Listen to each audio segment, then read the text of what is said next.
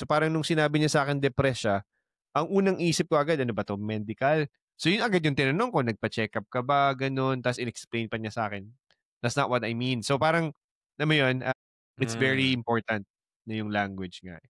And going back to home to the husbands 'no, lalo na yung Pinoy, usually ang response natin kapag mentally, challenging yung mga or depressed or burnout, usually inom, silence, kaya minsan yung umiinom lang mag-isa. Would you say na in your experience gano'n nga ba talaga ang Pinoy husband response? Hindi ko, of course, I cannot make a blanket statement on that. Like, personally, hindi ako ganun. Hindi ko iniinom. Parang may Problema.